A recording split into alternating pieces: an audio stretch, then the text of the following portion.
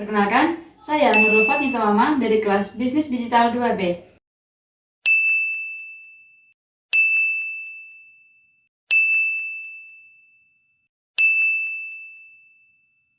Video ini dibuat guna untuk memenuhi tugas mata kuliah yang berjudul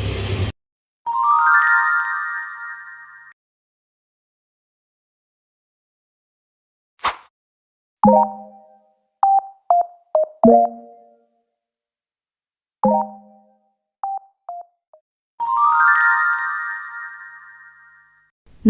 pada kesempatan kali ini saya akan membahas materi tentang sejarah awal pemikiran ekonomi bisnis periode kontemporer. Periode kontemporer dalam sejarah ekonomi dimulai setelah Perang Dunia II dan berlangsung hingga era modern saat ini. Dalam rentang waktu ini, dunia menyaksikan perubahan besar dalam struktur ekonomi global, cara berpikir dalam teori ekonomi, serta praktik dan strategi dalam dunia bisnis. Masa ini ditandai dengan perkembangan teknologi yang pesat, integrasi ekonomi global, serta transformasi sosial yang mempengaruhi cara manusia memproduksi, mendistribusikan, dan mengkonsumsi barang dan jasa. Adapun tokoh-tokoh pemikir ekonomi Islam pada masa kontemporer yaitu yang pertama ada Muhammad Abdul Manan Bangladesh. Bangladesh adalah tempat kelahiran Muhammad Abdul Manan pada tahun 1938. Setelah lulus dari Universitas Rajasi pada tahun 1960, ia bekerja di Pakistan dan meraih gelar master di bidang ekonomi. Studinya di Michigan State University dimulai pada tahun 1970 dan pada tahun 1973. Manan adalah seorang profesor di Papua Nugini setelah mendapat gelarnya. Pengangkatannya sebagai profesor di International Research Center for Islamic Economics di Jeddah dilakukan pada tahun 1978. Buku Islamic Economic Theory and Practice Delhi SHM Ashraf adalah salah satu publikasi yang ditulis oleh Abdul Manan. Sebagai buku teks utama ekonomi Islam, buku ini digunakan oleh sebagian besar pembelajar dan akademisi. Popularitas Manan masuk akal jika mempertimbangkan waktu dan tempat penulisannya, menurut otoritas tertentu. Ketika ekonomi Islam baru sedang mencari formula pada tahun 1970-an, Manan mampu memberikan penjelasan yang lebih menyeluruh mengenai kerangka dan ciri-ciri unik ekonomi Islam. Pada saat itu, fikih muamalah merupakan definisi ekonomi Islam. Luas dan kompleksitas wacana seputar ekonomi Islam berkembang seiring berjalannya waktu. Abdul Manan terinspirasi oleh hal ini untuk menulis dan menerbitkan buku The Making of Islamic Economy pada tahun 1984. Manan mengklaim bahwa membaca buku ini dapat dilihat sebagai upaya untuk memperjelas buku pertamanya secara lebih menyeluruh dan serius. Manan menggarisbawahi perlunya berpegang pada beberapa gagasan dasar, salah satunya adalah pembangunan ekonomi. Menurut Manan, keseluruhan proses produksi dari pra-produksi hingga pasca produksi harus diperhatikan, termasuk dampaknya terhadap masyarakat. Jadi bisa dipastikan proses industri dilarang bertentangan dengan hikmah yang terkandung dalam hadis dan Al-Quran. Ketika diterapkannya filosofi Muhammad Abdul Manan pada suatu bangsa tetap sangat relevan. Namun, keterlibatan pemerintah yang lebih besar, baik dalam komponen kegiatan ekonomi yang berwujud maupun tidak berwujud, diperlukan untuk mendukung upaya mencapai kesejahteraan. Kemudian yang kedua yaitu Syed Nawab Haider Naqvi, Pakistan. Pakistan adalah tempat kelahiran Syed Nawab Haider Naqvi pada tahun 1935. Masing-masing pada tahun 1961 dan 1996, Syed Nawab Haider Naqvi memperoleh gelar master di Universitas Yale dan doktor dari Universitas Princeton di Amerika Serikat. Sebelum akhirnya kembali ke universitas di Pakistan pada tahun 1975, Naqvi mengajar di berbagai lembaga penelitian dan pendidikan tinggi bergengsi di Turki, Jerman Barat, dan Norwegia. Karya unik dan sangat signifikan dari Syed Nawab Haider Naqvi adalah Ethics and Economics and Islamic Harmony. Tampaknya buku-buku ini menyimpang dari literatur yang telah ditulis tentang ekonomi Islam. Seiring dengan karyanya mengenai suku bunga pada tahun 1984 dan perubahan ekonomi pada tahun 1985, metode aksiomatiknya memperluas pemahaman ekonomi Islam. Selama 20 tahun, Syed Nawab Haider Naqvi mempunyai peran langsung dalam membentuk kebijakan ekonomi Pakistan. Ia harus dilihat sebagai respons terhadap realitas sosioekonomi Pakistan melalui gagasan dan karya-karyanya yang menggambarkan eksploitasi yang merajalela oleh tuan tanah feodalistik kapitalis. Kemudian yang ketiga yaitu Monzerkaf. Monzerkaf, sejumlah lembaga Islam termasuk zakat telah digunakan untuk menganalisis pengaruh tabungan, investasi, konsumsi, dan pendapatan. Monzer Al-Kaf adalah salah satu orang pertama yang melakukan hal ini secara efektif. Contoh mengenai hal ini dapat diamati dalam bukunya yang terbit pada tahun 1978 yang berjudul Islamic Economic and Analytics Study of the Function of Islamic Economic System. Monzerkaf percaya bahwa untuk membangun masyarakat yang seimbang di mana satu-satunya tujuan adalah untuk mendapatkan keridhaan Allah Subhanahu wa taala, operasi ekonomi Islam harus fokus pada kemaslahatan dan kesejahteraan masyarakat daripada kepentingan mereka sendiri. Kemudian yang keempat yaitu ada Umair Chapra yang lahir di Pakistan pada tanggal 1 Januari 1933. Abdul Karim Chapra adalah nama ayahnya. Karena keyakinan agama keluarganya yang kuat, ia terlahir dengan rezeki yang baik dan berkembang menjadi pribadi yang berwatak positif. Di Karachi, Pakistan, Umair Chapra menyelesaikan gelar master dan sarjananya. Setelah mendapatkan gelar di bidang ekonomi dengan pujian pada tahun 1961, ia kemudian kembali ke negaranya pada tahun yang sama, mendaftar di Institut Pusat Penelitian Islam. Selama 2 tahun, Chapra aktif melakukan kajian metodis terhadap konsep dan prinsip warisan Islam guna membangun sistem perekonomian yang sehat. Laporannya The Economic System of Islam, A Discussion of Its Aim and Nature yang diterbitkan di London pada tahun 1970, ia juga menulis laporan mengenai temuan penelitiannya. Nah, selain itu, ia adalah seorang associate editor dan ekonom senior di Pakistan Economic Review di Pakistan Institute for Economic Growth.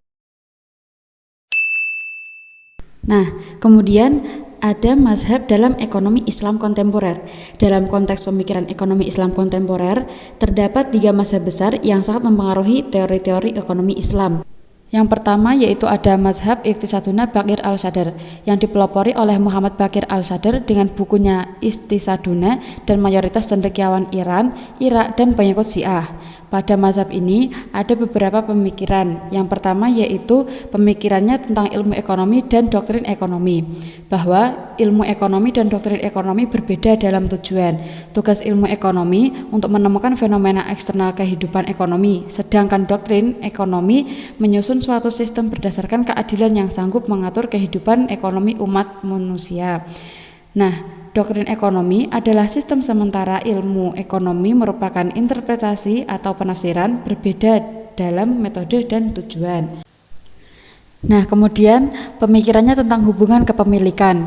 Ada berbagai macam bentuk kepemilikan, yaitu yang pertama ada kepemilikan swasta, yang kedua kepemilikan bersama yaitu oleh publik dan kepemilikan oleh negara. Kemudian yang ketiga yaitu ada kepemilikan pribadi hanya sebatas pada hak memakai. Sementara kepemilikan publik adalah apa yang menjadi kepentingan seluruh anggota masyarakat. Kemudian pemikirannya tentang pengambilan keputusan, alokasi sumber dan kesejahteraan publik. Kepemilikan didominasi oleh negara, maka negara berperan sangat penting dalam mewujudkan keadilan.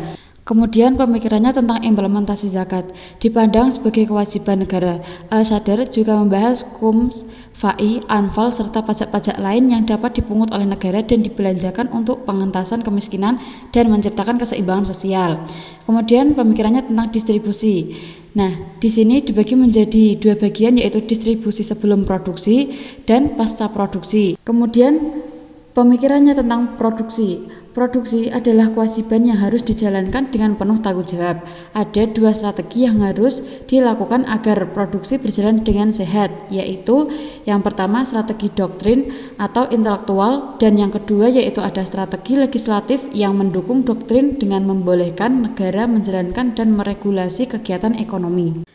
Kemudian mazhab yang kedua yaitu ada mazhab mainstream yang dipelopori oleh Umair Chapra, Medwali, M. Amana, Monzerkaf, Fahim Khan, dan M.N. Siddiqui. Dengan visinya, tujuan semua ilmu ekonomi adalah tercapainya kesejahteraan. Sebagai hasilnya, kebebasan total diberikan kepada individu. Dalam hal ini, penyediaan barang dan jasa hanya berdasar preferensi pribadi dapat diterima dan dengan mudah dipasarkan.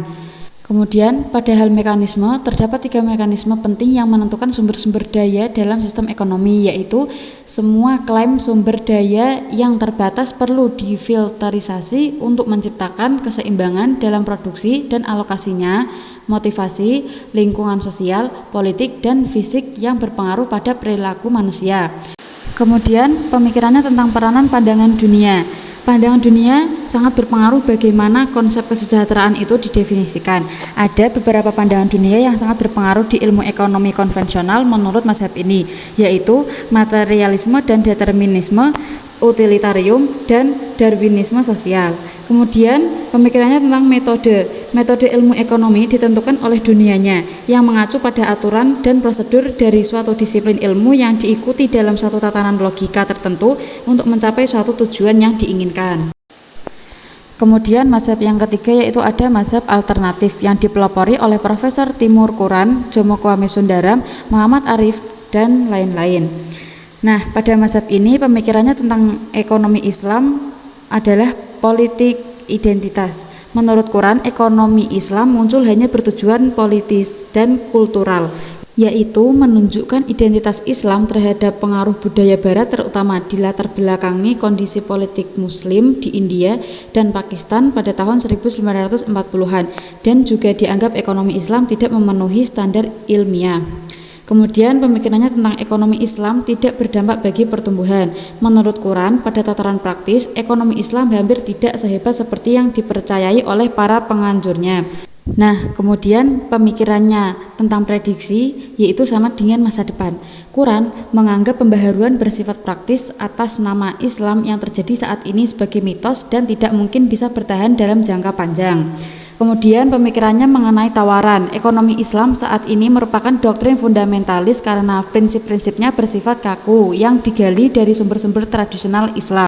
Nah, setelah membahas mazhab-mazhab tadi, lalu apa sih pengertian bisnis Islam itu? Jadi, bisnis Islam adalah segala bentuk kegiatan usaha yang dilakukan sesuai dengan ajaran Islam, terutama yang bersumber dari Al-Quran dan Hadis, serta diformulasikan dalam bentuk hukum-hukum muamalah. Tujuan utama dari bisnis Islam bukan hanya memperoleh keuntungan materi saja, tetapi juga mencapai ridho Allah serta memberikan manfaat kepada masyarakat. Nah, kemudian bagaimana dengan bentuk-bentuk transformasi dalam bisnis Islam itu? Nah, ada beberapa bentuk-bentuk transformasi dalam bisnis Islam. Yang pertama yaitu bentuk transformasi pada nilai dan mindset. Dalam bisnis Islam terjadi transformasi nilai dari yang sebelumnya bersifat sekular dan berorientasi pada keuntungan semata menjadi berorientasi pada keberkahan, tanggung jawab sosial, dan keadilan. Etika bisnis Islam menuntut pelaku usaha untuk menjauhi praktik-praktik haram seperti riba, penipuan, eksploitasi, dan ketidakjelasan akad atau gharar. Kemudian yang kedua yaitu bentuk transformasi dalam sistem keuangan. Transformasi besar terjadi dalam sistem keuangan Islam. Sistem ini menggunakan prinsip-prinsip seperti mudharabah, musyarakah, murahabah, dan ijarah. Kemudian bentuk transformasi yang ketiga yaitu transformasi pada teknologi dan digitalisasi. Saat ini banyak pelaku bisnis yang menggunakan platform digital untuk menjual produk halal, layanan zakat online, sehingga pembiayaan syariah berbasis teknologi atau vintage syariah. Transformasi ini mendorong lahirnya berbagai inovasi seperti e-commerce halal, crowdfunding syariah, aplikasi zakat dan wakaf berbasis blockchain, dan sistem pembayaran syariah digital. Kemudian yang keempat yaitu bentuk transformasi pada model bisnis dan industri halal. Model bisnis Islam kini tidak hanya terbatas pada perdagangan tradisional, melainkan juga menambah berbagai sektor modern seperti industri makanan dan minuman halal, kosmetik dan farmasi halal, pariwisata halal, dan juga fashion muslim. Dan yang kelima yaitu bentuk transformasi pada sumber daya manusia dan kepemimpinan. Pelaku bisnis Islam kini dituntut untuk tidak hanya memiliki kemampuan manajerial, tetapi juga integritas moral dan pengetahuan agama.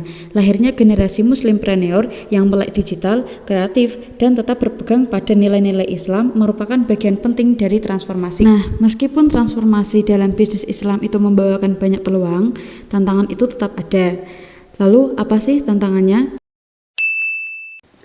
Di antaranya yaitu kurangnya pemahaman masyarakat tentang konsep bisnis syariah, kemudian keterbatasan regulasi dan infrastruktur di beberapa negara, dan persaingan global yang menuntut inovasi cepat namun tetap syar'i. Namun demikian, peluangnya sangat besar. Peningkatan kesadaran umat Islam akan pentingnya menjalankan usaha sesuai syariah, ditambah dengan dukungan pemerintah dan lembaga keuangan syariah, menjadi landasan kuat untuk pertumbuhan bisnis Islam ke depan. Cukup sekian pembahasan kali ini. Terima kasih.